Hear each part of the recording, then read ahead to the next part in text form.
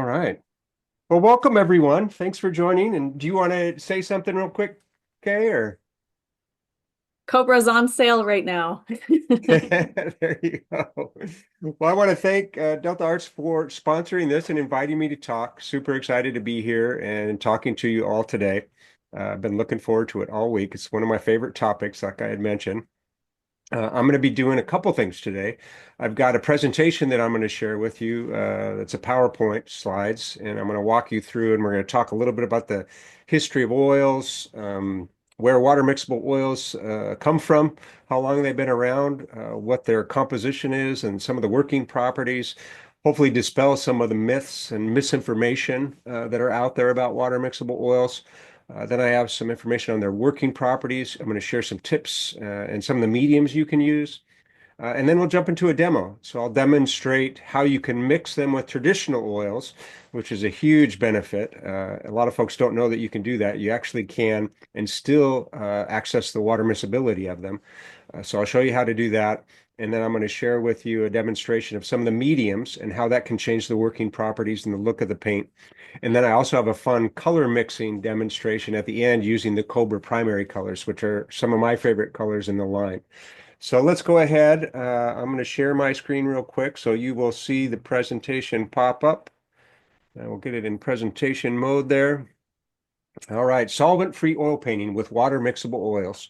So mixing and cleaning with water. So really it all comes down to this idea of solvent-free oil painting, wanting to banish solvents from the studio. And so then the first logical question then is, why do I need to get rid of solvents? What's the background for this desire to banish these things from our studio? And it really comes down to three different categories: health, the environment, and just peace of mind or convenience. I think the number one reason people are considering water mixable oils is because of health. Solvents can be harmful to your health if you don't have a dedicated studio space with good ventilation. They can be really problematic. Even odorless mineral spirits have some VOCs, or what we call volatile organic compounds, that can be harmful to your health. So just, getting that health risk out of the studio is probably the primary concern. The second is environmental. If you don't have a convenient, easy place to dispose of solvents, that can really be a problem in turning your painting practice. If you're traveling, you can't carry solvents on the plane. You have to then source them from wherever your destination is. And then I think just peace of mind, or just simple convenience. It's really nice to be able to just use water versus having to have a solvent. It takes away some of the mysterious alchemy that a lot of folks are intimidated by, especially when they're getting started with oil paints. But it's just such a user-friendly way to enjoy the working properties of a true oil paint. I wanted to share a little bit about Royal Talens. Royal Talens is the manufacturer of Cobra Artist Oils and Cobra Study. Cobra Artist Oils are fairly recent, but Royal Talens is not. Royal Talens dates back to 1899. This is the original factory. We're based in the Netherlands. We're a Dutch company. We're in a little town called Apeldoorn, which is about an hour east of Amsterdam by train.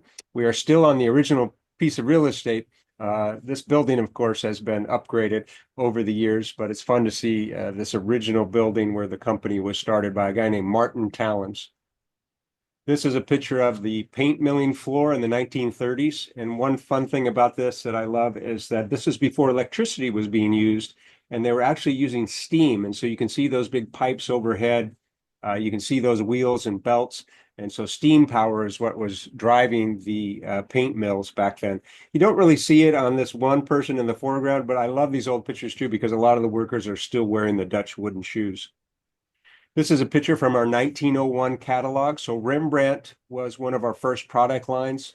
Rembrandt oils and watercolors, and of course later Rembrandt pastels. Rembrandt is still our premier brand, but we have many brands underneath the Royal Talens umbrella, including Amsterdam acrylics, Van Gogh oils, watercolors, and pastels, and a whole family of products. This is Queen Wilhelmina. If you notice on the building, it just said Talens, but we're called Royal Talens today, and it's because of Queen Wilhelmina. She was the Queen of the Netherlands in the middle of the 20th century, and in 1949, she bestowed upon us the royal predicate. So we became paint makers to the Queen for our cultural and economic contributions through the Netherlands. It didn't hurt that she was a painter herself, an enthusiast, and the Dutch summer palace for the royal family is also located in Apeldoorn, so we were neighbors. Cobra was introduced in 2010. Now, it wasn't our first water mixable oil. The first water mixable oil that we introduced was under the Van Gogh brand, but Cobra now is our only water mixable oil brand, and it's our premier brand. We have a Cobra Artist and a Cobra Study. Cobra Artist is the professional level, and that's what I'll be talking about and using today in the demonstration. And it's much different than a lot of the earlier generations of water mixable oils. A whole different chemistry used in it, and I'll talk about that more when we get into the presentation. Royal Talens North America is based in Northampton, Massachusetts, so that's where we distribute out of for Canada, US, and Mexico. It was established in 2015. Our products have been in North America since the 1930s. But always through third party. So now we have our own distribution and customer service center to service artists within North America. And then just a shout out to the Royal Towns Foundation. Royal Towns Foundation serves underserved communities in terms of support for art and art education. A recent example was refugees from the war in Ukraine.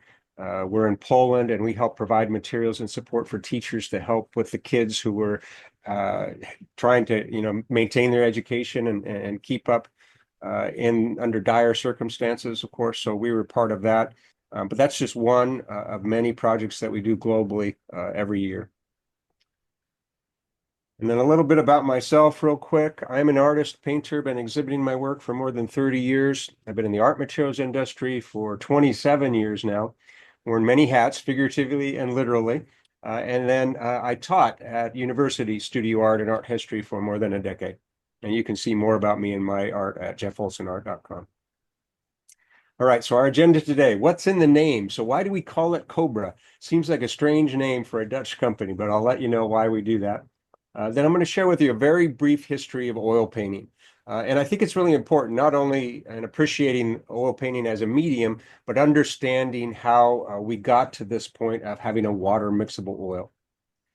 What is oil paint? So we'll define what goes into making it. We'll talk a little bit about pigments. Pigments are so fun. They have such a wonderful story, and I'll share some of them with you, and I'll show you how we categorize them as a paint manufacturer. Then we'll talk about what is a paint binder. Binders are really important because that's what determines the working properties of the material. And the binders for oils are the drying oils. So I'll share with you some of the more common ones that you would come into contact with. Then we'll look and shift specifically to water mixable oils and what those are and how they work, which is the use of an emulsifier. So I'll share with you what that's all about. And then I'll talk about the history of emulsifiers in art, because some of the earliest and oldest materials we've been using to make works of art have emulsifiers in them. Then I'll share with you some information about the auxiliaries. So those are the mediums that you can use with water mixable oils.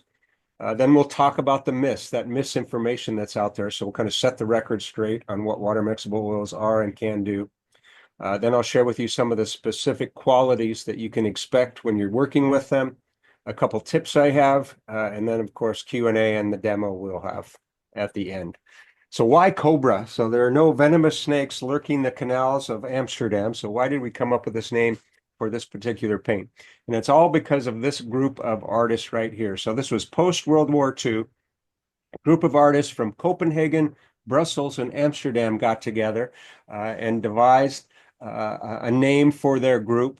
And so they took the initials of the beginning of each city, Copenhagen, Brussels, Amsterdam, and came up with Cobra. Who were they? They were artists who were interested in breaking away from tradition. They had a lot in common with the abstract expressionist artists who were in New York in the 1950s. And they're about the same time frame, overlapping each other historically.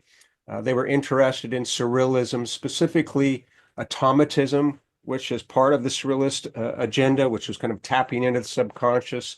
They were also interested in what they referred to as primitive art, what we would call outsider art today, and just this idea of breaking with tradition. Karel Appel, who was the Dutchman of the group, he's the guy in that dapper plaid coat with the mustache there on the right side. He is quoted as saying, "We do not want to be understood, we want to be freed." And so he was speaking of the conventions and academic traditions of art. And we kind of took that as our inspiration, being freed from solvents. So a lot of the marketing materials you'll see for Cobra will say infinite freedom. And these were the artists who were the inspiration for that. All right, so oil painting. Kind of go back to the beginning here. A lot of folks think of oil painting as originating in the European tradition, but it's actually much older than that. And we only know that because of some recent discoveries back in 2001 in Afghanistan, in some place called the Bamiyan region. You can see it circled there. It was a very important trading route in the 7th century. It was ruled by a tribe called the Kushan, and they were not only engaged in trade, but also the arts. And they were bringing together arts from both East and West. So there was a lot of dynamism in the artistic activity and output of that period in the 7th century. There was a horrific thing that happened in 2001. There was these giant monumental sculptures of Buddha that were blown up by the Taliban. If there was a silver lining, it was this. There was a network of caves that were discovered behind them, and throughout they were painted floor to ceiling with these wonderful murals of the life cycles of Buddha. And when they analyzed the paint, they discovered it was actually oil paint. It was a binder that was composed of walnut oil and poppy seed oil and local pigments. We don't know if the artists brought the technology or the skills with them, or if they were making use of the materials that were local. But we see a high developed level of execution and expertise. So there's thought amongst experts that there's probably earlier examples of oil painting that we just haven't discovered or didn't survive. But it really redefined how we think about oil painting, seeing these early examples dating all the way back to the 7th century. Of course, when we get to the European tradition in the 15th century, we see the birth of oil painting as we know it today. And some of the key players, including probably the most instrumental, Jan van Eyck, in developing the techniques that we're most familiar with and what we refer to as master techniques in oil painting that began in the 15th century, primarily in Northern Europe, but quickly spread throughout Europe and sustained the tradition for centuries after. Some artists still utilizing these techniques and materials today. Now, he did something that was really unique. Oils were known to Europeans earlier than this. They were used in painting earlier than this, but for different types of purposes. But what Van Eyck did was to innovate the usage, the preparation, and the application material in some important ways. The first is that he polymerized the oil. So he took that drying oil, either walnut oil or linseed oil, and he literally cooked it up. He polymerized it, which is kind of creates a different result in the texture of the oil, as well as different working properties, and made it more suited for the type of glazing techniques that he innovated. He also introduced turpentine. Turpentine we think of as this common ingredient in oil painting in our own time, or up into our own time. But it really wasn't used much and wasn't available to many people.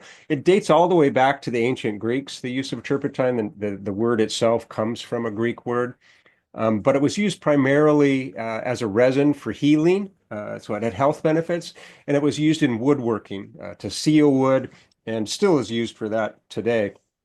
And it was introduced by Van Eyck, though, in a different way, not only as a solvent for the oil medium, but he used it as a medium to use to thin or make the paint leaner and create underlying layers of color.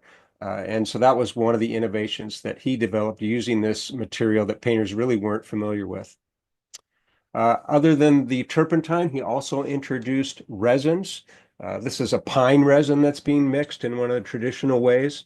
So resins could be made from a variety of natural organic sources, and these added to the oil would change their working properties. They could make the paint thicker or thinner. They could make it dry more quickly. And another thing that they added that Van Eyck was very fond of adding was something called a cicative. A cicative is a type of metal salt. When you introduce it to an oil, it speeds up the drying time. We call it oxidation.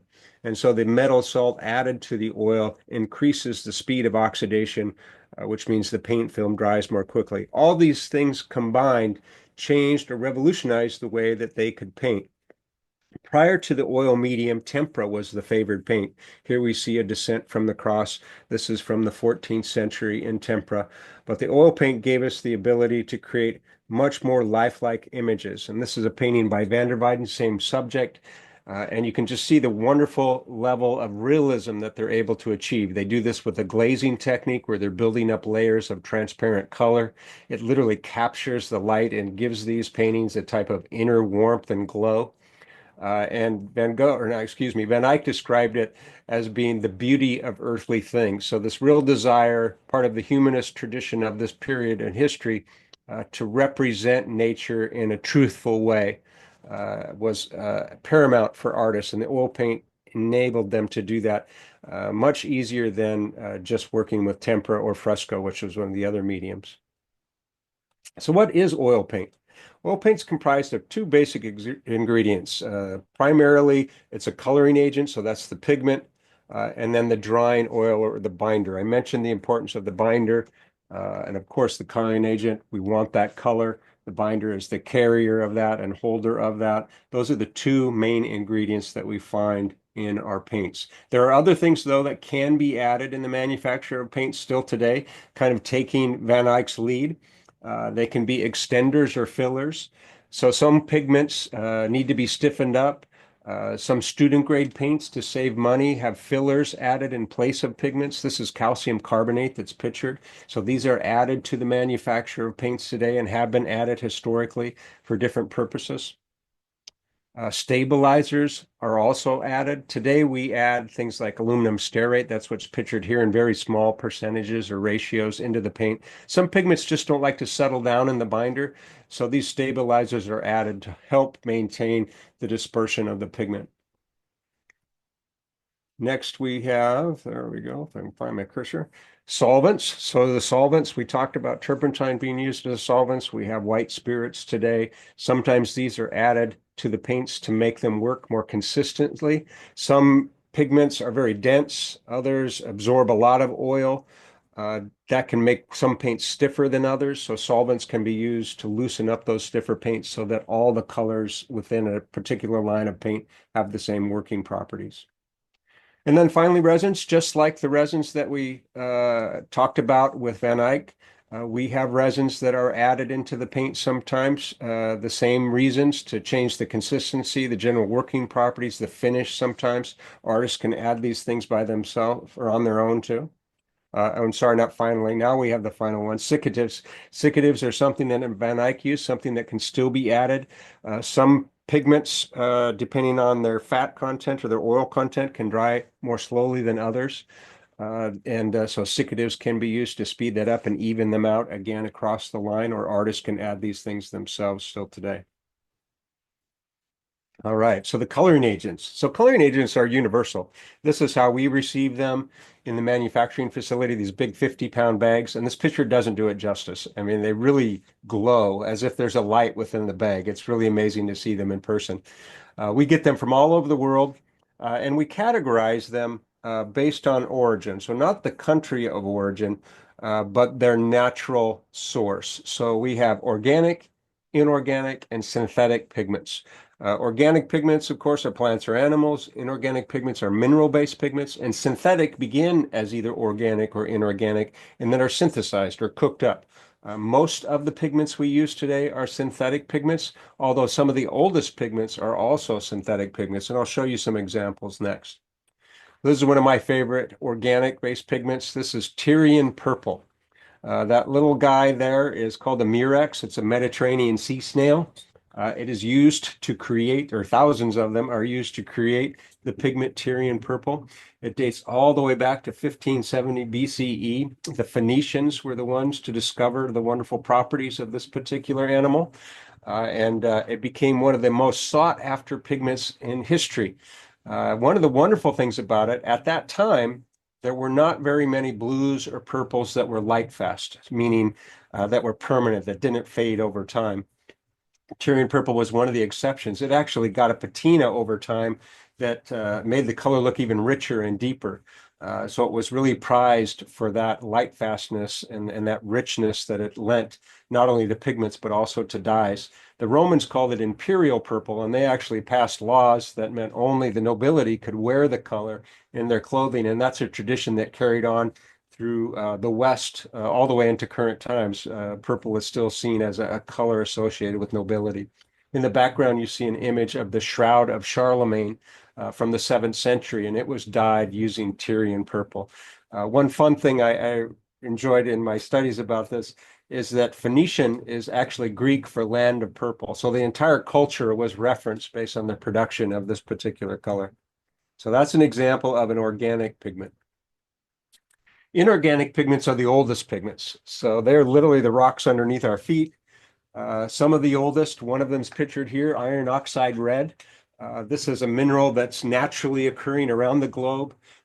Different origins for it, autonomously developed. Some of the earliest artistic images that were created by human beings were created with some of these pigments. The caves, Lascaux in France, Aboriginal art in Australia, work in Africa, South Africa. Some of the oldest examples have been found. Some of them date back thousands of years. So we're talking 60,000 years for some of the Aboriginal arts, 100,000 plus years in Africa. So these pigments have a long, long history.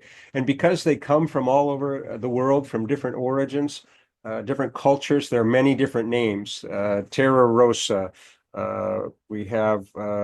We also Caput Mortem, what is my favorite, which is literally deadhead. Venetian red, red ochre, and the list goes on and on. Sanguine, blood red.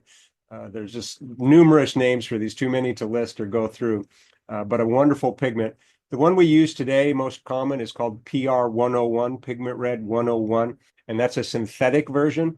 And really all it is a purified version of the original. The original or natural pigment is PR 102. So with PR 101, in the 18th century, they developed a way to purify it, to refine it, to get out all the other organic compounds and have a more cleaner color. So that's the example of an inorganic pigment, iron oxide red. And then finally, synthetic pigments.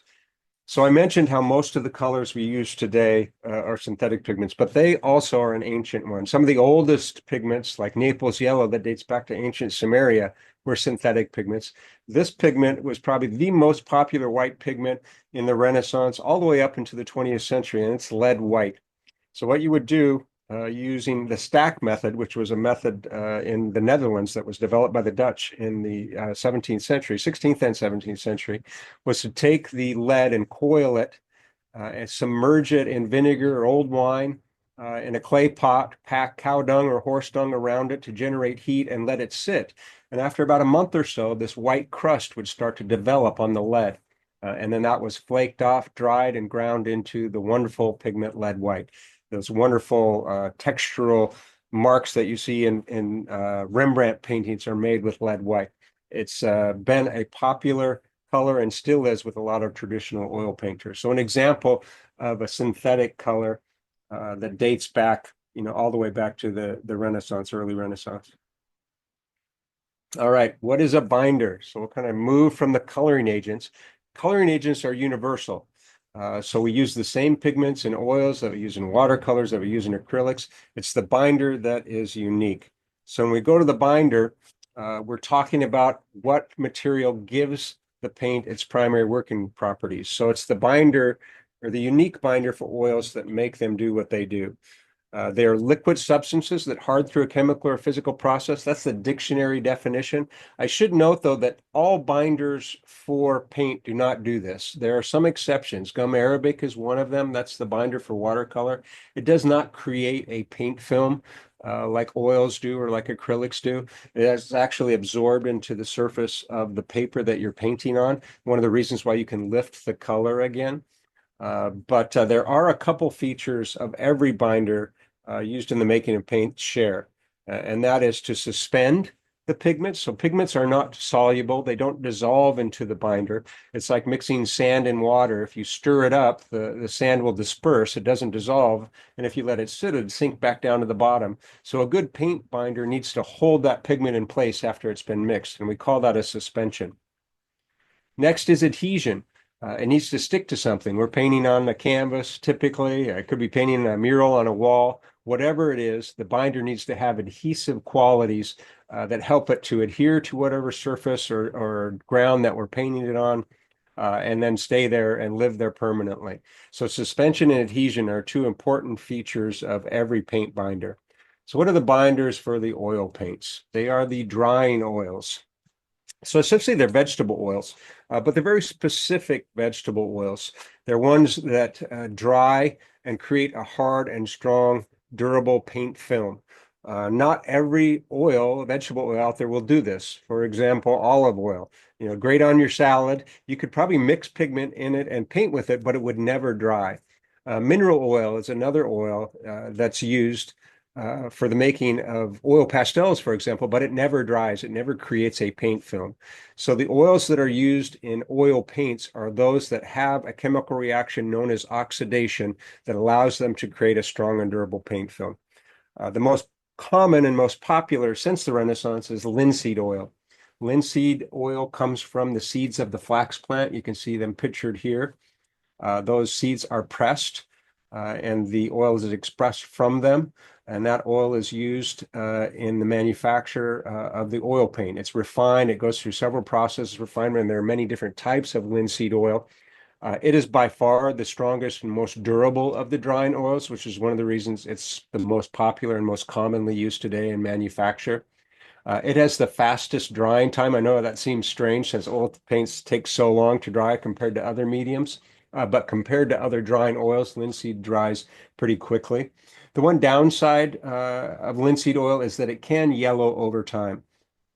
So what we do often is add another oil in our lighter colors called safflower oil. So safflower oil you can make paint with all by itself. There are some lines of paint that just use safflower oil as opposed to linseed oil. It's a little softer paint film, not as durable of a paint film as linseed oil, and it's a little slower drying, but it has the benefit of being non-yellowing. So if you add a little bit of safflower oil to the linseed oil, it will mitigate that property, and you'll find that often in the manufacture of whites or lighter colors by different manufacturers, including Royal Talens. Walnut oil, very popular during the Renaissance. There are still some paint lines made with it today. It's more expensive than the previous two, linseed oil and safflower oil.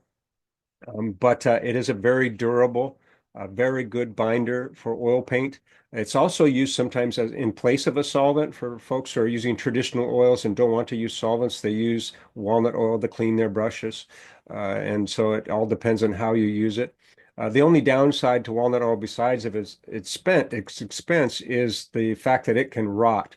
Not after it's on your painting, but in a jar that's left open or unrefrigerated. Some artists will throw it in the refrigerator to slow down that process. It can be really stinky. You'll know when that's happened because it's like something died in your studio, crawled into a corner. But walnut oil, very good binder for oil paint.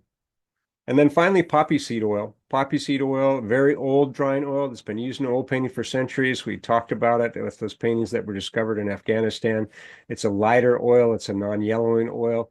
It makes a strong paint film, not as strong as linseed or walnut. Very clear. It's used a lot in mediums. A lot of artists like to use it as a medium. A lot of manufacturers use it in the making of varnishes because of its non-yellowing property. But it's fairly expensive, and it's not commonly used anymore in the manufacture of oils, but it is something that you will encounter. So these are four commonly encountered still today binders for oils.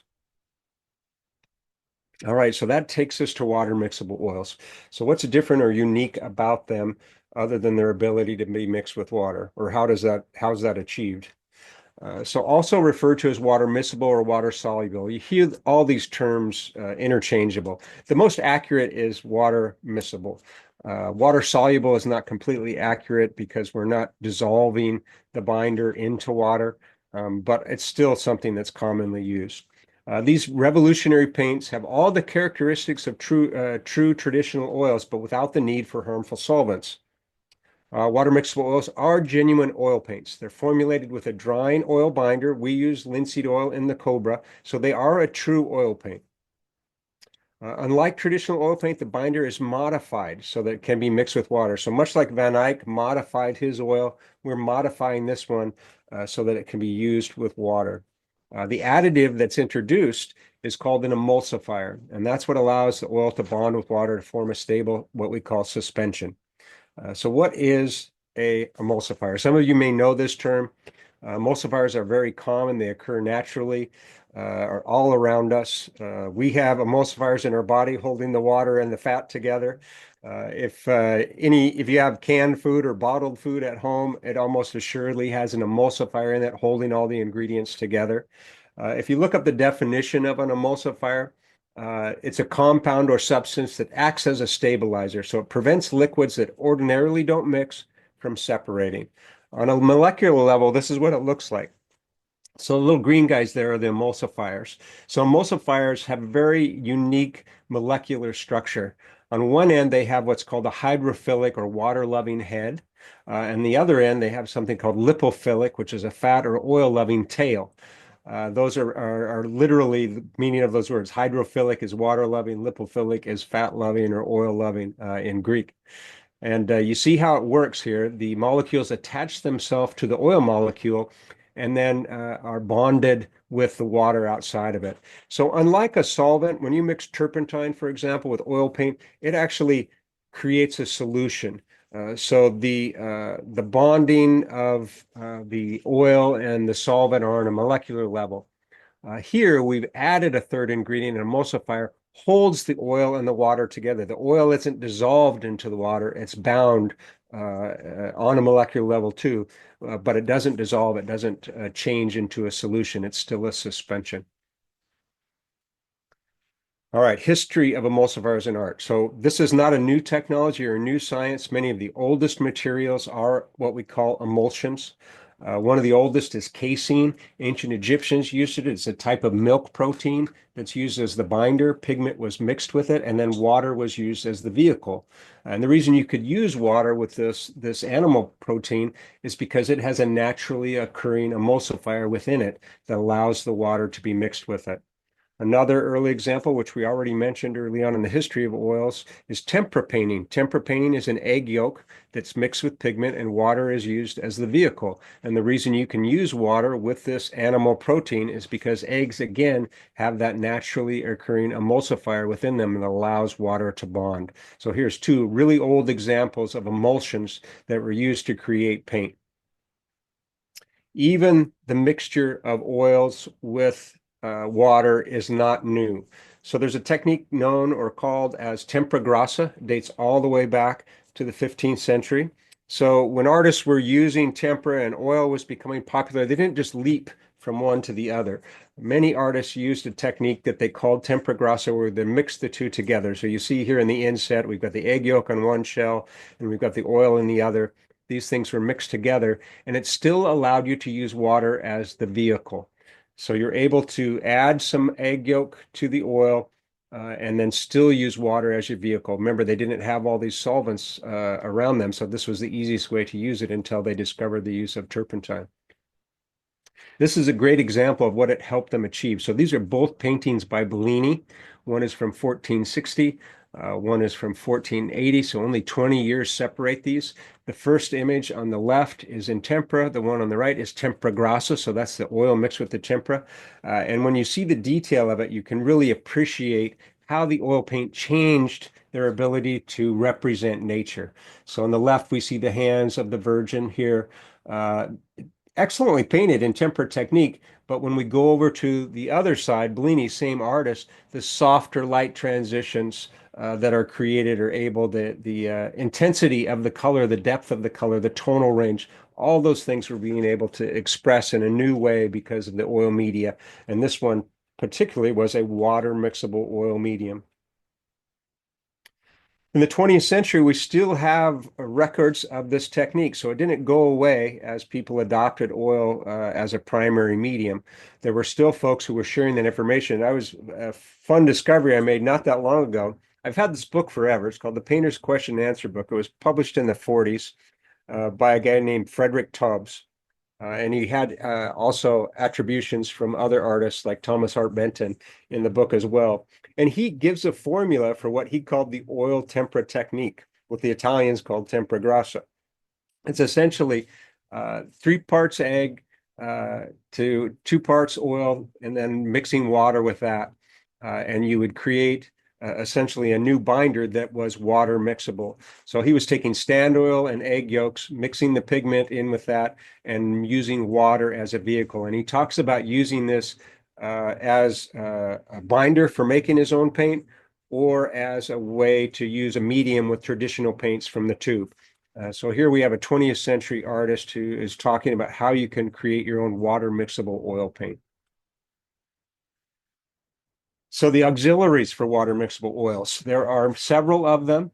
You can use traditional mediums, traditional oil mediums with water mixable oils. It just mitigates the ability to use water as your vehicle. Then the more of that you add, the less water, or less likely you're going to be able to still use water.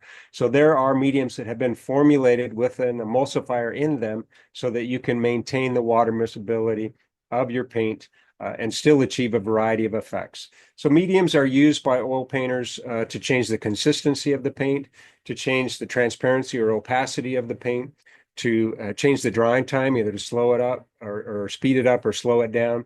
And then to change the finish. Many of these mediums will make the paint more glossy, for example.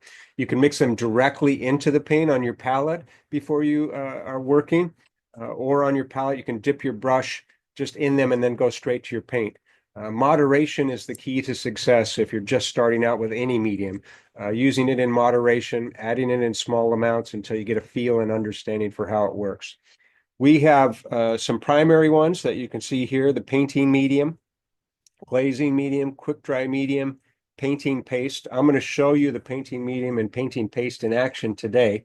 The painting medium makes the paint a little thinner, makes it more transparent, doesn't change the drying time, but it does make the paint a little glossier. The main reason for using it is to loosen the paint up. Although you will find Cobra to be a very buttery paint, you can make it even easier to release on the surface with some painting medium in it.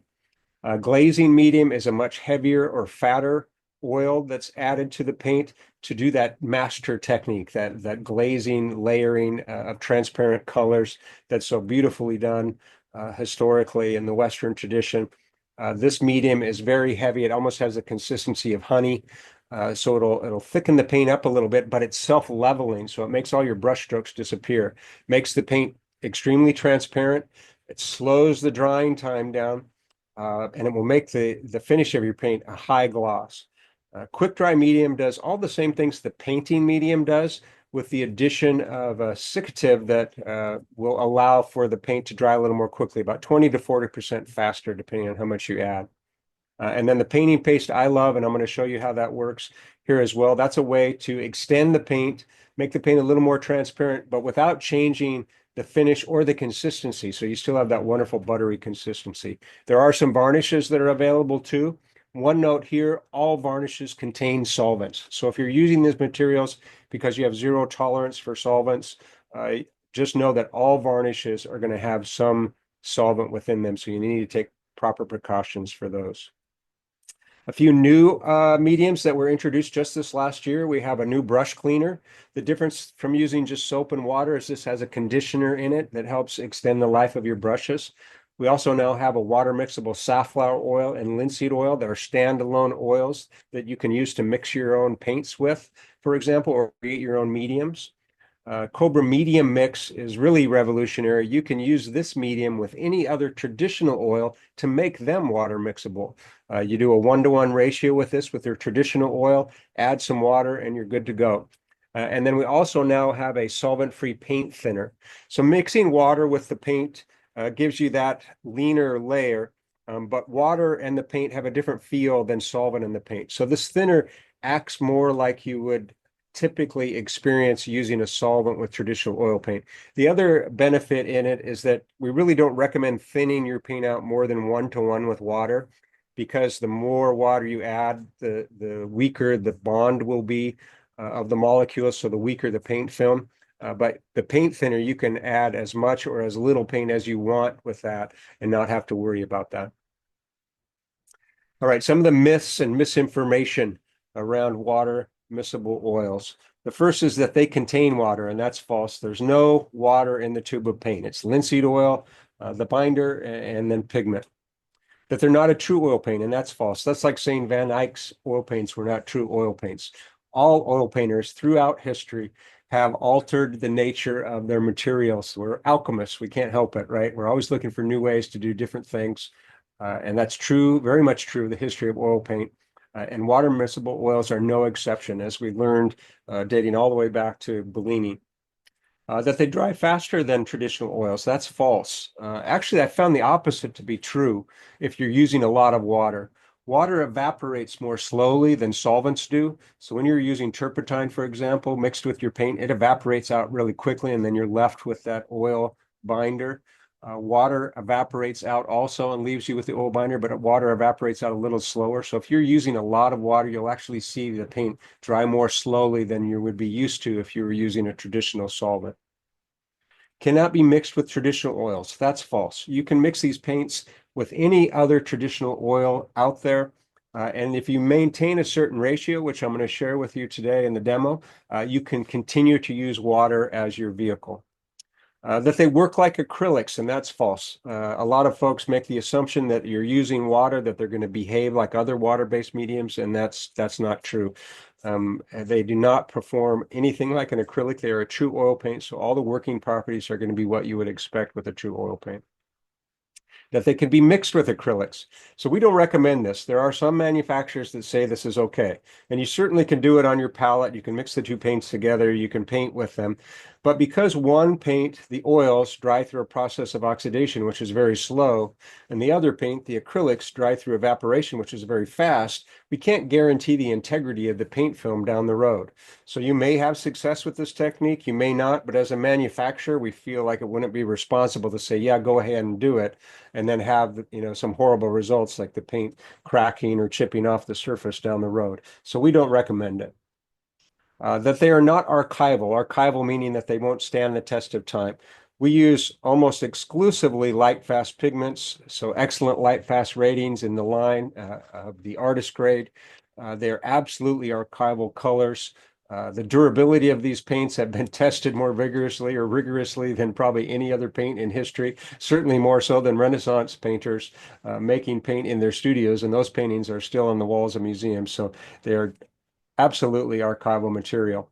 And then finally, that they have less pigments, so that somehow there's not as much color in them. And that's false. And I think this comes from the history of water mixable oils and manufacturing. Some of the earlier generations, back in the early 80s, were made as a student grade paint. They didn't put as much pigment in it because they didn't manufacture it with professionals in mind. So if you got your hands on water mixable oils in the 80s and didn't like them because of the color, the artist grade water mixable oils that are available today, like Cobra, have a lot more color in it and a total different experience. Some of the working properties, and these are going to be synonymous with working properties for oils in general. So the drying time, it can take anywhere from 24 to 36 hours for the paint to start to get tacky. Some colors can take a little longer than that. Every pigment has a different character, personality in terms of absorption of the oil binder. So there can be variations here. Also, if you're adding water or mediums, the drying time can be extended or shortened. But in general, you're going to have that period of time for tackiness, probably a couple weeks before it's dry to the touch. And then we recommend 6 to 9 months of drying before you varnish a painting with a regular varnish. Now, you certainly can use a retouch varnish.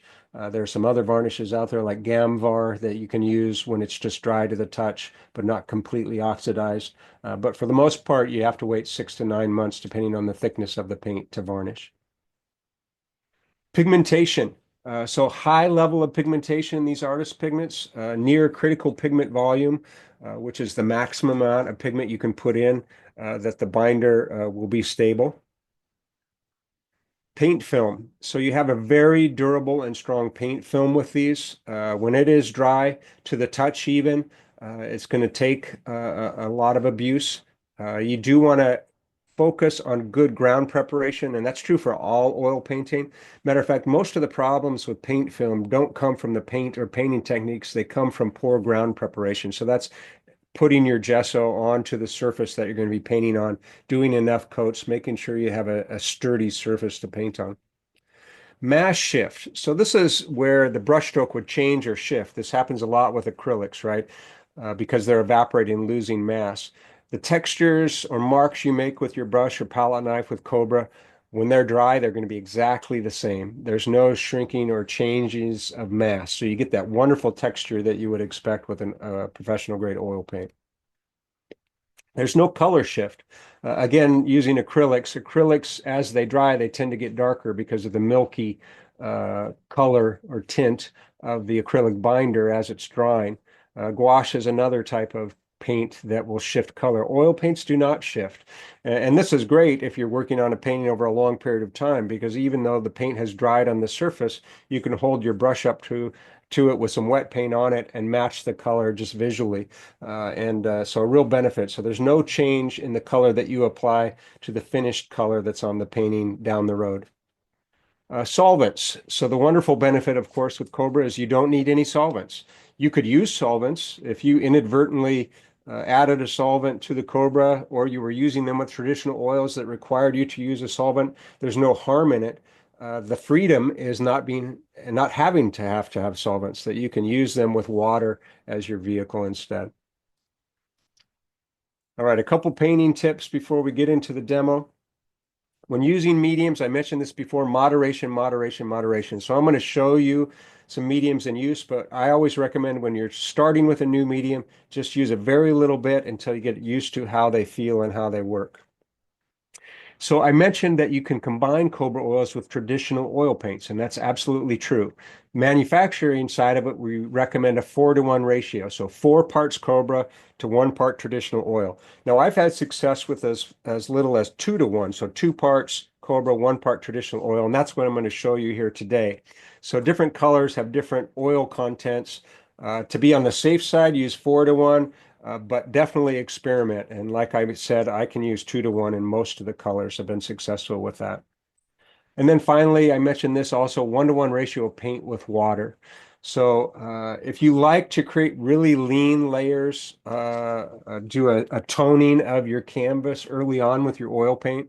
Traditionally, you would do that with oil paint and a lot of solvent. Here, we're not recommending that you add too much water. So if you really like it thin, there's a couple things. You can use the thinner that's available. That's one way. But there's another hack. And what I like to do is I take the painting medium and I mix it 50-50 with water. So I have my 1-to-1 ratio there, medium with water. And that creates a very fluid, watery binder. And then I add just a little bit of color to that, and I'm able to tone my canvas and get a lean surface and not have to worry about the integrity of the paint film. So there are ways around that to get the kind of look that you're used to if you like that kind of wash effect with your oil paints. Just as a reference, you can take a quick screenshot of this. This is an online magazine that will share everything that you ever wanted to know about Cobra Artist Oils. There's artist testimonials, there's information from the lab, there's color charts. I've got an article in here. So lots of great information for continued learning. All right, time for the demo. So let me stop sharing my screen here so you can see me again. Any questions before I jump into the demo?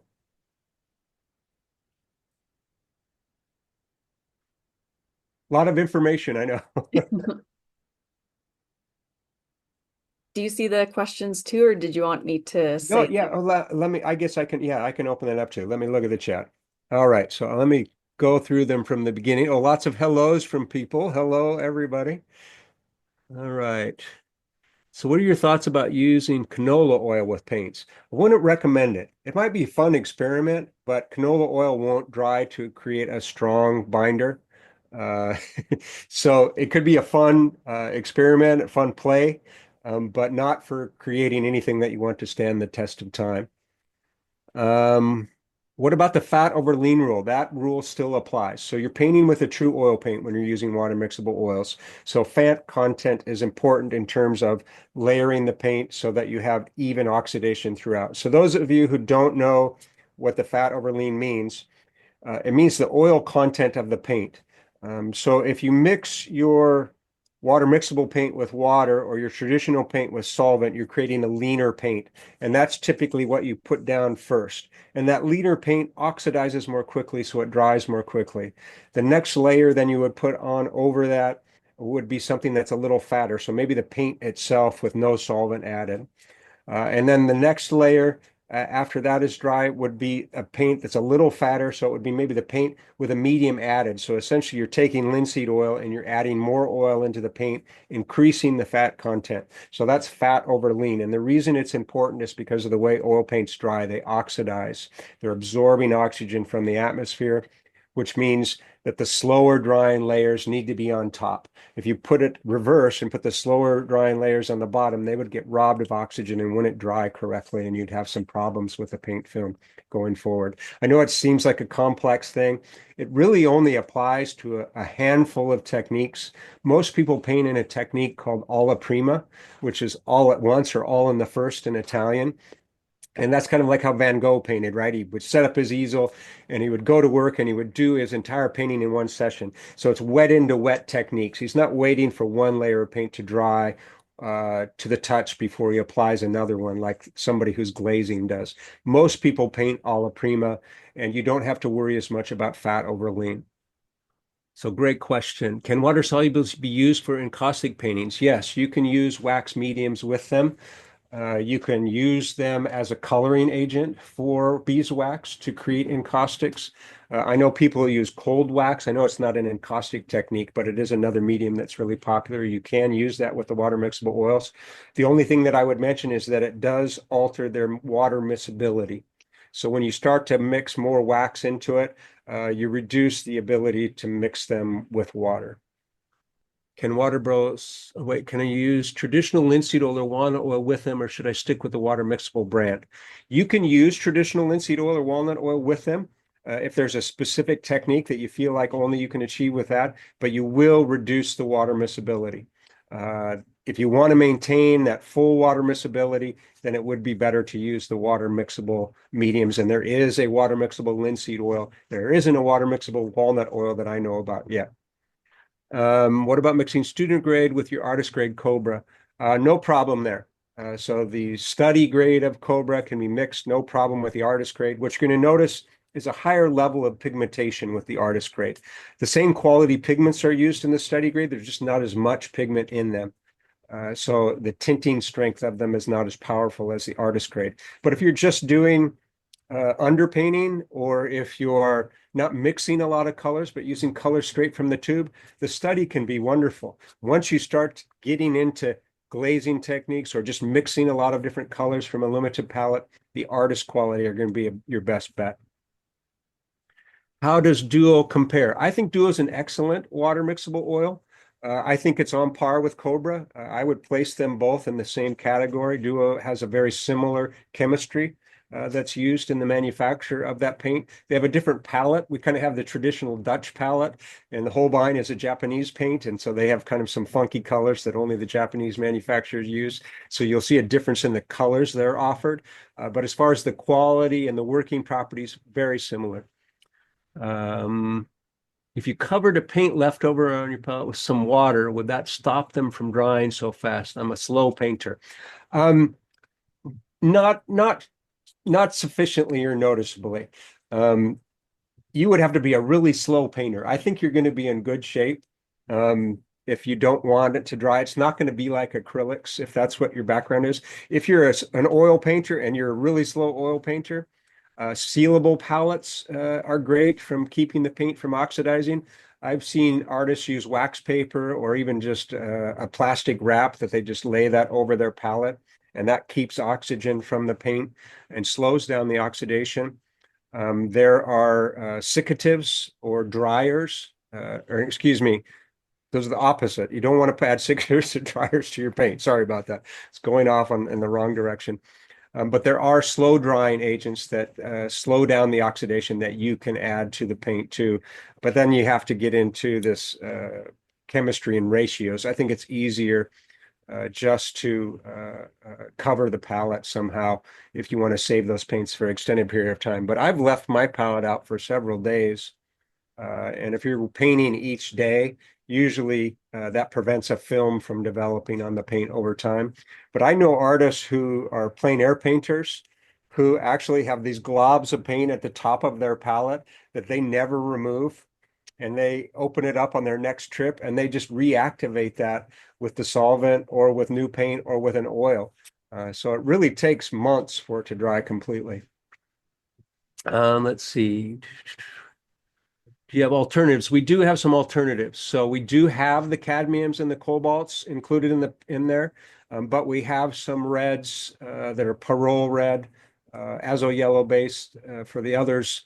So there are great substitutes. They don't have the opacity that the cadmiums have or the tinting strength that the cadmiums have, but they have the same warmth and application. So there are some alternatives there if you want to get away from those. One segue on that before I get into the demo is that if you're using cadmiums or cobalts, even though you're not using solvents, those are still known carcinogens. So the hazard to you as a painter is very minimal unless you're sanding and releasing those pigments into the air. Primarily, the health risk with cadmiums and cobalt pigments is pulmonary, so breathing it in. Even on your skin, or even if you were to accidentally ingest cadmium paint, it's a very dense, heavy metal. It's going to make the trip. It's going to make the journey through your body before it absorbs into your bloodstream. It's really that pulmonary risk.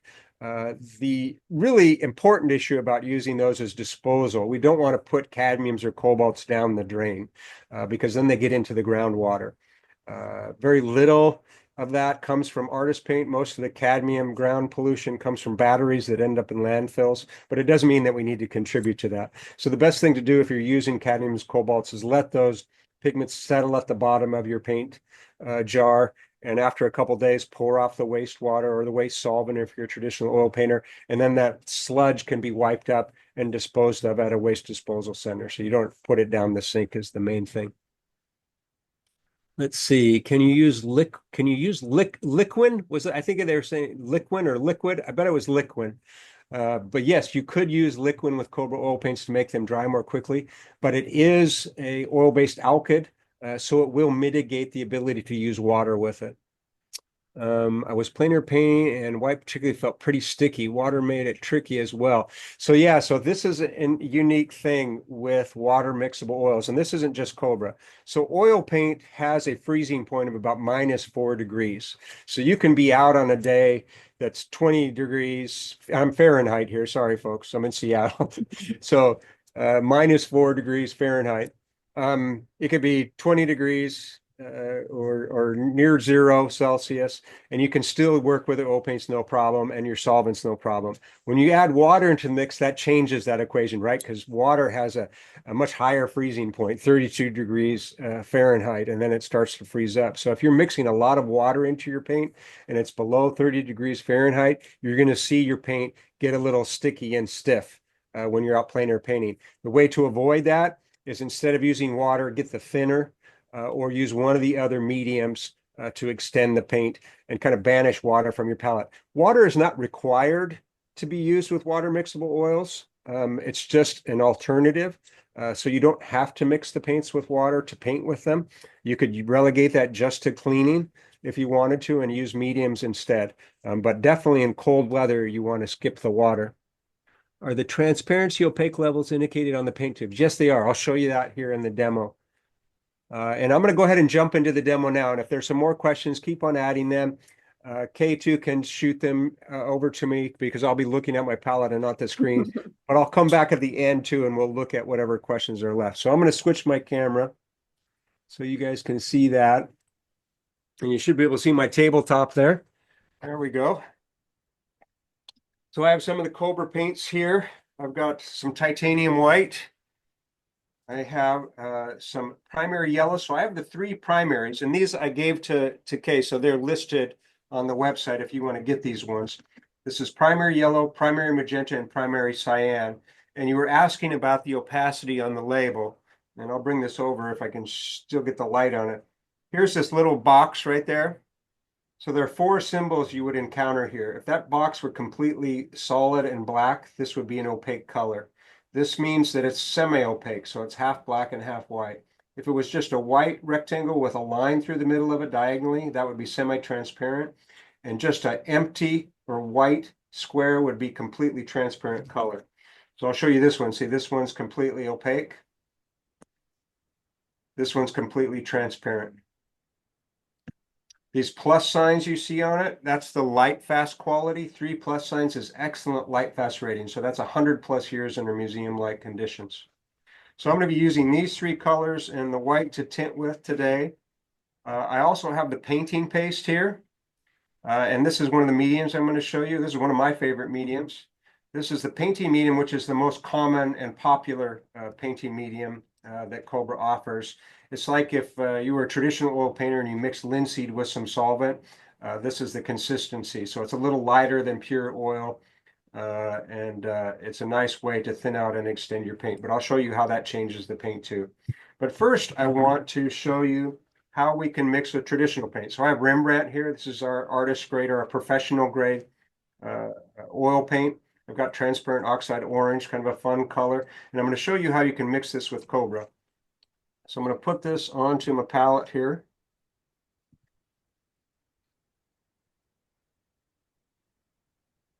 Oh, it's a good paint over there. You can see that wonderful earth color.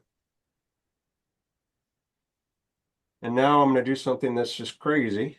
I'm going to take my water here and I'm going to try to mix water with the paint.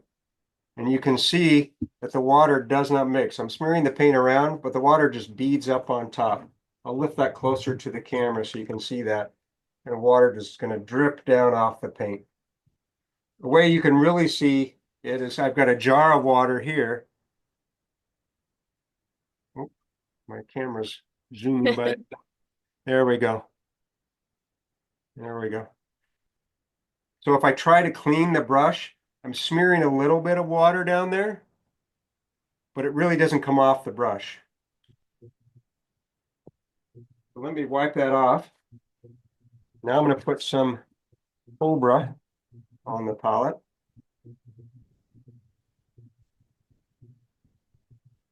Get back over there. There we go. Let me see if I can fix that, you guys. The technology here, it's trying to, there we go. It's trying to automatically zoom. Now I need to get it back to, nope. All right, we'll see if that works.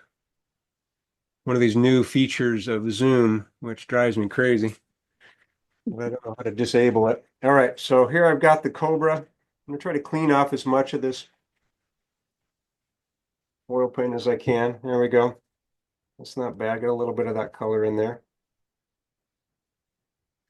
So there's the Cobra oil paint, the same nice buttery consistency as the Rembrandt. Now I'm going to go to the water, and you can see the difference as I'm picking up the paint now. The paint is bonding with the oil paint almost immediately. You don't see any kind of difference in it. And the one real way is I'll take this mixture again, and you remember how nothing happened when I put the Rembrandt in there. Now look what happens with the Cobra. The water is completely bonding with the paint and allowing me to wash the brush.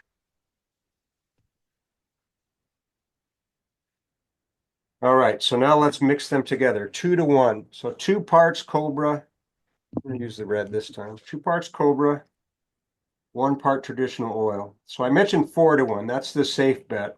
But I have been really good about just getting the same results with 2 to 1. So I'm going to show you that today.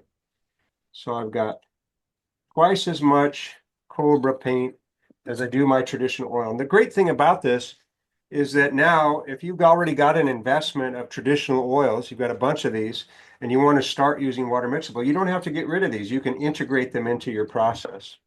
So I'm going to take my palette knife now and mix these 2 together. It's going to be a wonderful red there. Transparent oxide. with this primary red. Nice earth red there. All right, so here's the real test now. Let's go back to my brush with the water and see if I can mix the paint. And sure enough, I get a nice mixture. And again, comes off in my water. I can thin it out even more with the water now. I think that's, the most exciting thing for a lot of people, besides not having to use solvents, is now you can integrate your traditional oils with the water mixable oils really easily. All right, let's switch to a new surface here. And I want to show you the paints with some mediums. So I'm going to use the same color. I'm going to do the blue this time. Put a little blue paint, 3 different spots here. Clean up my brush again. And the first thing I want to do is just with a dry brush, I'm going to get into the Cobra paint. It's got that nice buttery thick consistency. I'm going to draw the paint down. And so this is a paper, oil paper, so it's pre-sized for oil, so you don't have to do anything else to it. And you can see how I start to get this broken color at the end there. But it's got a nice texture. You can see the brush strokes of the paint. Everything you would expect from an oil paint. So how does it change when I introduce the painting medium? So I'm going to add about an equal part of the painting medium just right onto it there. You can see it has kind of a light amber, almost clear color. I'm going to mix that with my palette knife together.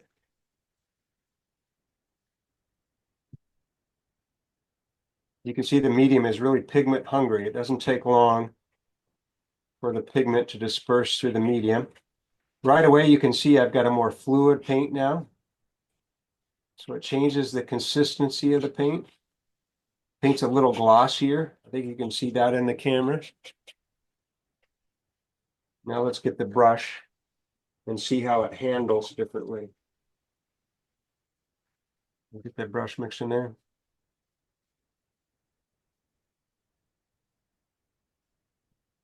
So you can see the change, even a slight shift in the color of it. So that's because it's more transparent now. I've added more oil. It's got a shinier surface. You can see that in the image. Plus, I was able to get a lot more paint down before it started to break out from the brush. So it's easier to spread and cover a larger amount of area. Also, I've increased the volume of paint, right? So I've extended the amount of paint I have. All right, next, I'm going to do the painting paste. And the best way to think about this is paint without the pigment. You can see there, it's got the same kind of consistency and makes a bead. Nice amber color, real similar to the painting medium, but the same consistency as the paint itself. This is a real fun one to use if you like impasto, but want to extend your paint. You can see there how it almost disappears. The pigment gets accepted really easily. Now I essentially have twice as much paint as I did, and the medium is half as much as buying a tube of paint, so I've extended the paint. But I still have that real nice impasto feel and texture. I'm drying my brush out again. I'm going to get into this paint. Still see the brush strokes. And look how it extended the paint more so than the paint all by itself. So it does help it release and flow more easily, but I still have the consistency. And it doesn't make it as glossy as the medium did. And I don't get that leveling of brush strokes because this paint's thinner, so it's starting to level here. I've got that nice edge to the brush stroke. So the painting paste right there, and then the painting medium here, and this was just the paint in the tube right there. So a nice experiment to do at home if you're trying to see how a medium affects the different working properties of the oil paint. All right, I want to show you a fun color mixing thing. So if you do decide to try this paint out and you want to just invest in a few colors, my recommendation is these primary colors to begin with. It's a nice limited palette. They're series 4 series total in the line. These are series 2 and series 3 with the magenta, so they're really reasonably priced. And you can mix some wonderful combinations. And so what I'm going to show you today is a fun way to mix a tertiary color with the 3 primaries without mixing a secondary first. So here's the color pyramid. We have our primary colors at the end, our primary colors here. Secondary colors you get by mixing 2 of the primaries together. So we've got our violet, which would come from mixing the blue and the red. We've got our orange, the red and the yellow, and of course our green, where we'd mix the green and the yellow together. Everybody knows that one.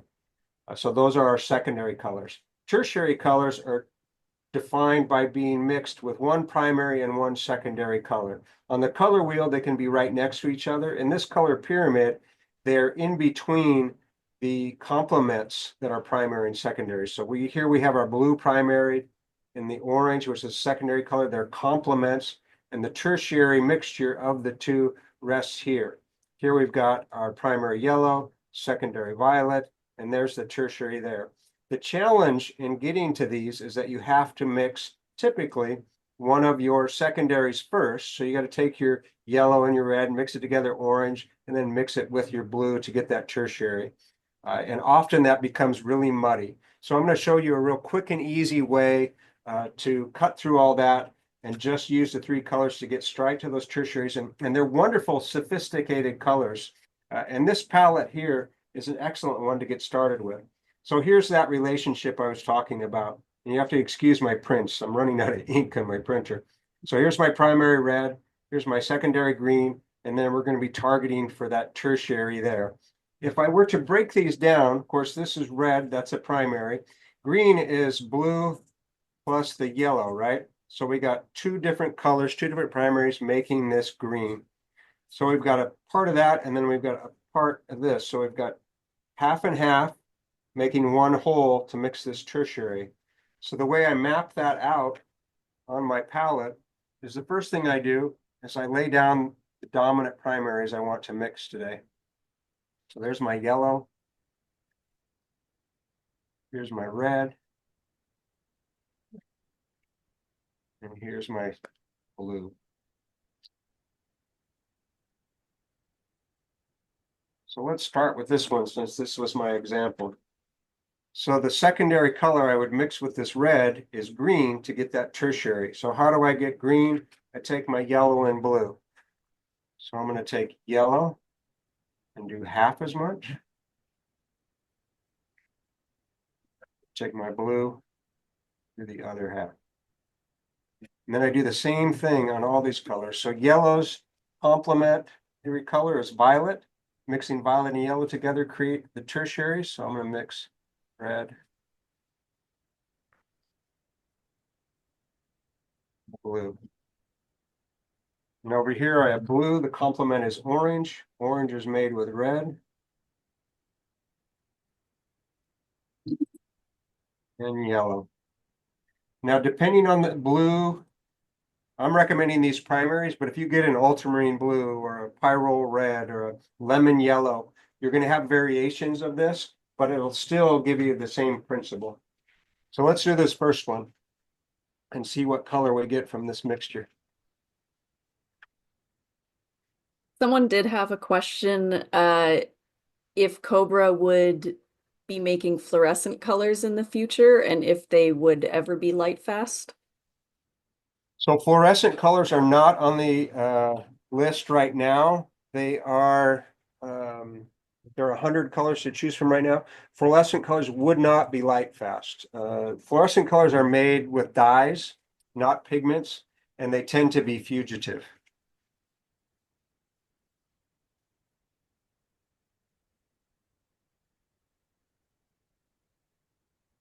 This is what I love getting these tertiaries for. You get the most beautiful grays. That wonderful gray earth color. All right, let's see what happens in this other combination. Someone also asked if there are any specific techniques that would be especially great with Cobra.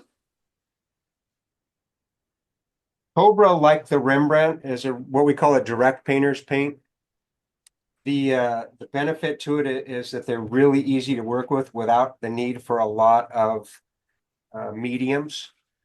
So the techniques that Cobra are really great for are the alla prima techniques, the direct painting techniques.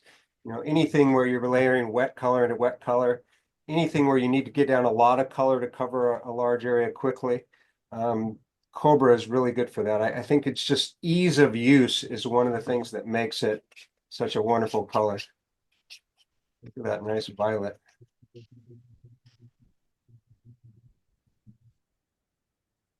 I just love the sophistication of these kind of combinations. So fun. All right, let's see what we get down here. Someone also asked, how do you clean the brushes? I know you mentioned earlier that Cobra now has a brush cleaner specifically. Mhm. Yeah, so soap and water is all you need to clean the brushes. I like dish soap best. Dawn dish soap is something that's really easy to work with.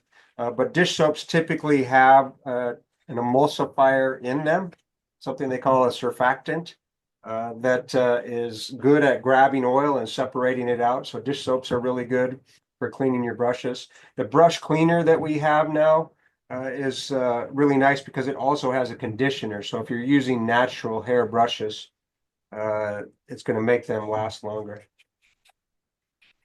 I think this is my favorite mixture here. Look at that beautiful blue gray. So nice tertiary colors we're making just from those different ratios of the primary.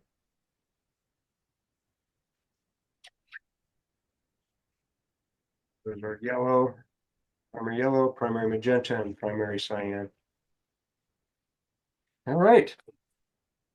Let's switch back and see what more questions we got.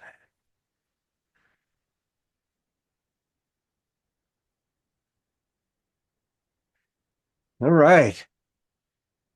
So yeah, I mentioned cleaning brushes. Another question that always comes with that is what kind of brushes are best with water mixable oils? Synthetics are probably the best and most durable, long lasting. Synthetic brushes today are excellent, you know, way better than they were 20 years ago or even 10 years ago for that matter. But synthetic brushes are really sophisticated today and work really well with water mixables. Natural hair brushes like hog hair brushes or bristle brushes, always warn people, and this is true for acrylic painters too. You don't want to leave those brushes sitting in water for any extended period of time because the bristles, they get soaked and expands and it can ruin the brush over time. You can use those brushes with Cobra or other water mixable oils. You just want to make sure you're not leaving your brushes sitting in the water, that you're using water to paint with, to clean with, but you're not letting your brushes sit overnight, for example, in the water. But synthetics or synthetic blends are the best or most recommended. Oh, what was I saying about series two, series one, series three? So in a artist grade or professional grade paint line, you typically have multiple series. So if you're standing in front of the paint rack, you'll see a sign that says series one is $10, series two, three, four, series five is $60. The higher the series number, typically the more expensive the paint. So it's not a reference to quality. What it is a reference is to exclusivity of pigment. The higher the series number, the more exclusive the pigment. That means that pigment is either expensive to source, to manufacture, or is a rare earth pigment. Could be a lot of different reasons why it's categorized as that. Cadmiums and cobalts, for example, are typically higher series numbers. But it isn't a matter of quality. It isn't even a matter of how much pigment is in them. It's just the exclusivity of the pigment. So series one pigments, very good quality, very light, fast, just very common in terms of their availability and their manufacture. And then as we go up the ladder to series one, two, three, four, five, is the exclusivity of the pigment. Quality is the same. Working properties are not related to series. It's all about cost of pigments. Can use silicone dioxide plus and oil textured or medium with these paints. You know, I'm not, well, I'll say this. I'm not familiar with silicone dioxide, or at least not by that term. But I would say if you are using it with traditional oils, you can use it with these oils too. Again, any other type of non-water mixable medium is going to mitigate the water miscibility. So that's the one caution that I would throw out there. They're completely compatible with anything you would traditionally mix with your oil paints. It's just all about whether or not you want to still be able to use water to mix with them or not. Or, oh, I see, fumed silica. So you're kind of using it as maybe a filler. It should be no problem with that. So silicas are often used to make those special pigments that we talked about, like fluorescent pigments. We use it in metallics and pearlescence type of silicates. And yes, you can use those silicates with oil paints. Julie also asked, can you put the brushes in the freezer between sessions, like traditional oils? Yeah, tradition. You can, again, it's all about water, right? If you're using a lot of water in your paint, that's going to, prevent you from putting your brushes in the freezer. They're going to freeze up and you're going to have to thaw them out before you can use them again. And then that's not great for the distribution of pigment in the mixture. So it's all about how you're using water in your process. Some people use water mixable oils, don't use any water in their painting process. They're just using the oils and the mediums, and they're using water just to clean. They're washing their brushes with it. So, if you're a painter who's using that technique, then you'd be totally fine putting your brushes loaded with paint to hold them over. But if you're adding a lot of water, that's going to complicate that. Great questions, everybody. I really appreciate these. Keep them coming.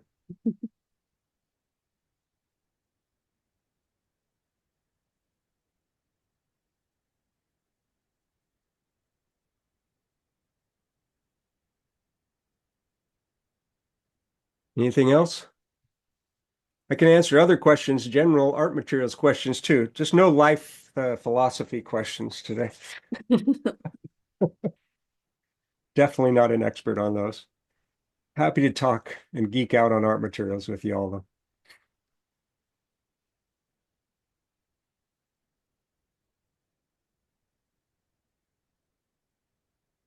Oh, yay. So you've had them for a while, but just hadn't had a chance to use them. Well, hopefully today was the catalyst and you'll break them out and give them a try. My recommendation to people who are traditional oil painters and are using them for the first time, don't bother with the water in the beginning. Just paint with them like you normally would. Get a feel for the paint. See if you like the consistency. And then see about how water mixes with them like you would typically use with a solvent. But get a feel for them. They're really buttery paints. They're super fun to work with, really painter friendly, very direct. I think you're going to enjoy them a lot.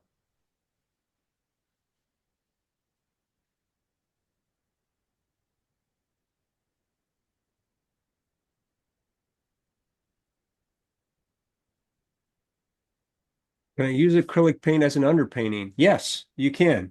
Absolutely. So there are some cautions for this, and there's been a lot of conversation and dialogue around underpainting with acrylics and then overpainting with oils. It's all about the consistency of the acrylic paint that you're using. So the first thing I'd like to say about that is most of us today are using an acrylic gesso.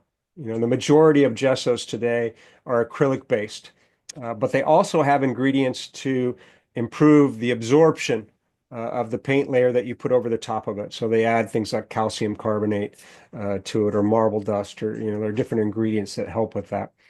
Um, so, there's already this practice, even if you're using a contemporary gesso and not a traditional oil gesso. But if you want to put in your underpainting, the main concern is the ability for the oil to get its hooks into it to really bond with the surface. And the way you make sure that that's going to work okay is a couple different ways, actually. The first is just to add a little water to your acrylic paint.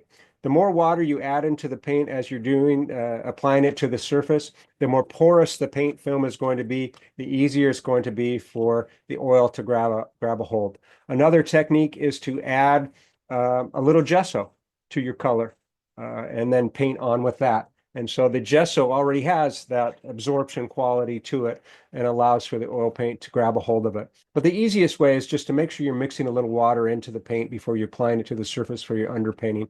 And that allows for the bonding to take place. There have been some great studies on this. Just Paint, which is a newsletter, a blog that's put out by Golden, has a great piece on this and how you can do it safely. But it's definitely Okay to do. Just want to make sure you take that extra step to ensure that the oil paint can bond with the surface. If you just paint thick layers of acrylic paint right out of the tube, that's going to be problematic for your oil paint to adhere to. So just adding a little water, keeping your layers thin, you'll be in good shape. Does anyone know of an example of paintings done in Cobra? Oh, there's lots of Cobra painters out there. We have many ambassadors, a lot of water mixable artists now. You wouldn't even know that they're water mixable painters. For us, our ambassadors, Lori McNee is really well known. She's a painter out of Idaho, a landscape painter, a wildlife painter. She uses Cobra almost exclusively. Charlie Hunter is a wonderful plein air painter, really well known throughout North America. He uses Cobra almost exclusively. Stephen Rossetti, yes, is listed here, and he is a Canadian who uses Cobra. He paints in very traditional techniques, portraiture.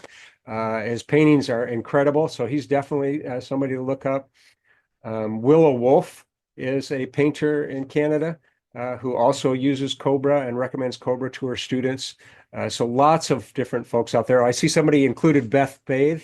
Beth Bathe is another wonderful painter. So we got some fun names that are coming up there. Christine Lashley is somebody who combines traditional oils with Cobra. So she has some fun techniques using them both together. So see, some of these folks are already on it. I love it. Valerie, thank you. Some great examples there. Beth is great. She's a super great teacher. Christine is fantastic. Charlie, there's lots of really talented artists out there using water mixable oils. You know, the myth that somehow they're not professional material has really been busted. You know, there are a lot of professional artists using it today. Can you create really super thick impasto? Yeah, you can really build up this paint. You can spatch it on.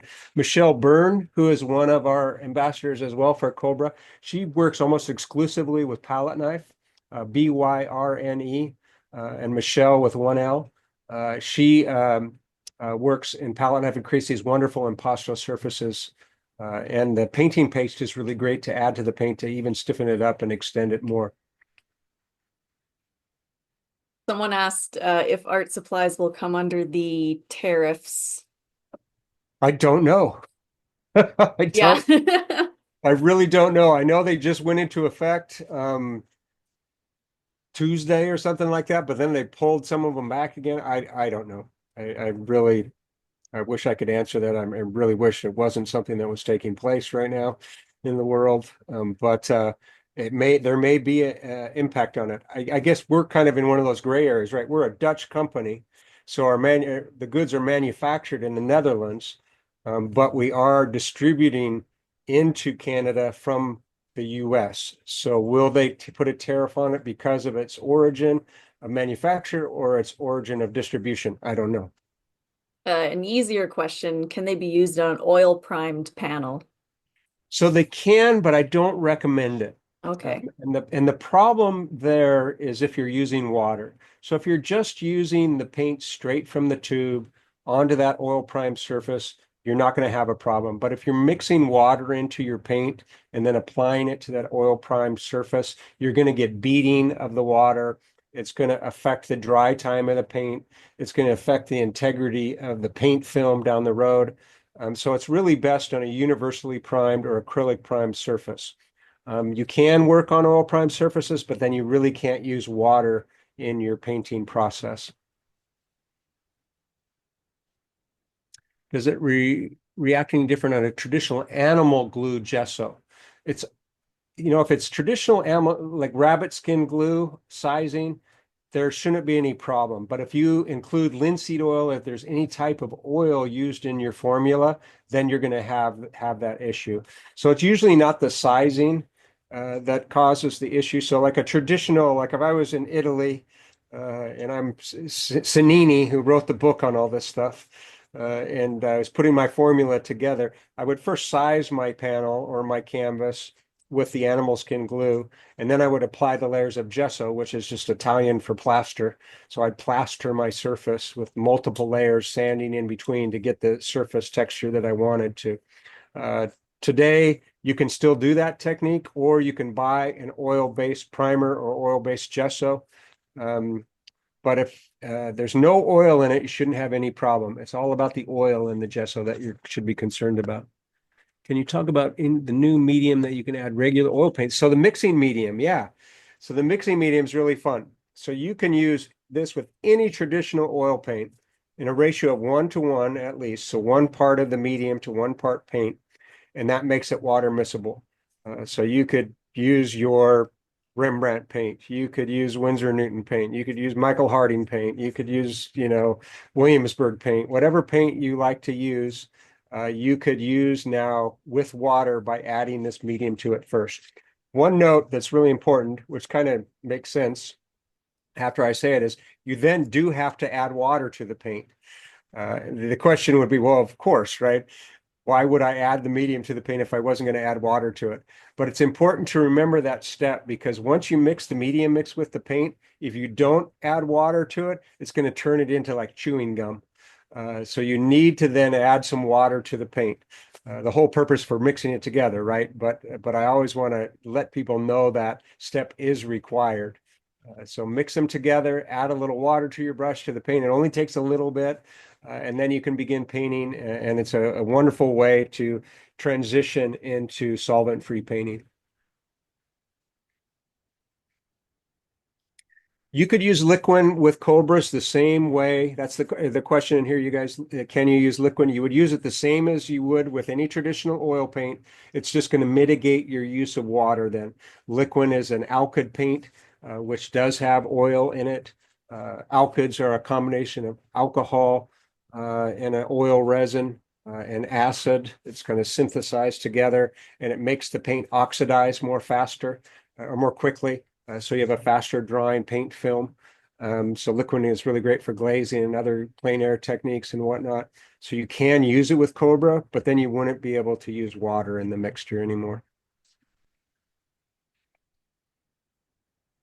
Looks like we did get one question in the Q&A area. Uh, they've always wondered why the solvent-free thinner is milky white and not clear. So it's an emulsion, and that's what makes it milky white.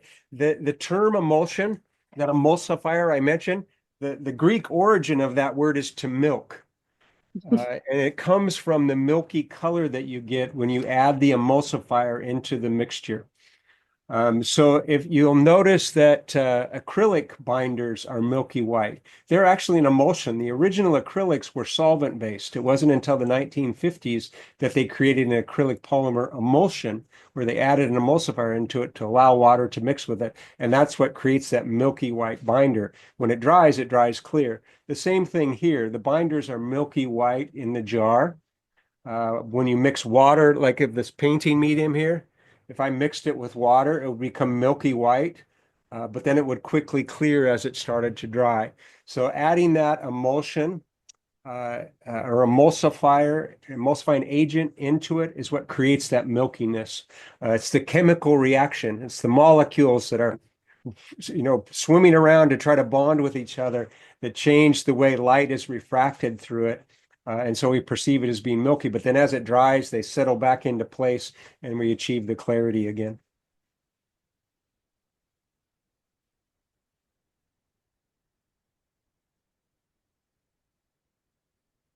Well, it says I've switched to speaking French. Somebody must be asking a question in French, is what it is. Are you seeing that question? I can't see that question. Oh, in the chat? I don't know if it's in the chat or not. I got a notification. I've never seen that before. It says, it seems that you are now using a different language. Oh, French. I didn't see Somebody that. was, yeah, somebody might have been speaking into the chat microphone or something, but I'm sorry. Je parle un peu le français.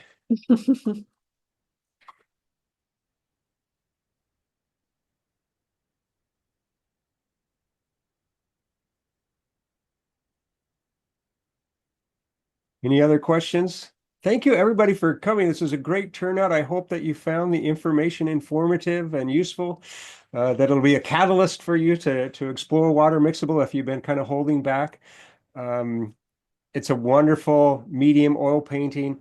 And I know a lot of folks, for one reason or another, a lot of the times it's the solvents that keeps them from diving in, or maybe you can't use oil paints anymore because of a reaction to solvents. So it really has opened up oil painting to a whole new demographic of people, as well as uh, continuing oil painters who just don't want to hassle with the solvents anymore. So lots of folks now getting to enjoy the process of oil painting with water mixable oils. It looks like there was one more question. What happens if you mix Cobra paint with turpentine or white spirit or Gamsol? Yeah, if you were to accidentally treat it like a traditional oil, nothing would happen. You would have a traditional oil. So the solvents still work with the Cobra or the Duo for that matter. It just means now you can't add water, to the mixture. But if you inadvertently added it, didn't ruin your painting or won't ruin the paint. You're just now working with traditional oils. Yeah. Well, that's cool. Someone's a student of Steven. Oh, cool. That's awesome.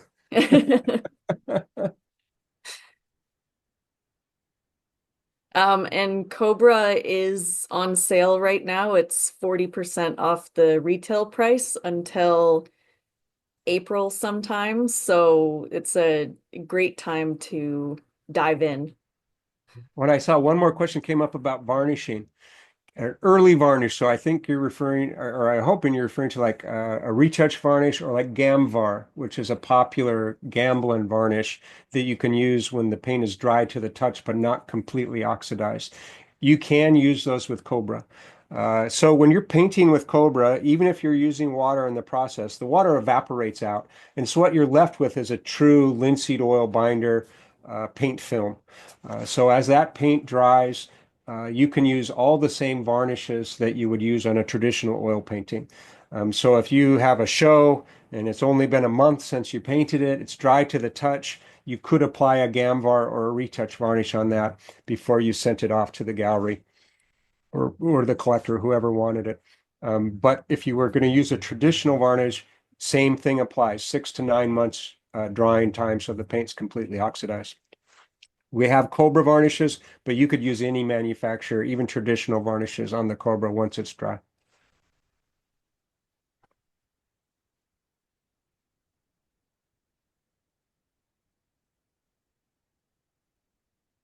Well, thank you. Great. Thank you for the compliments and the feedback. I really appreciate that, everybody. That's fantastic. And thank you for joining us. This has been wonderful.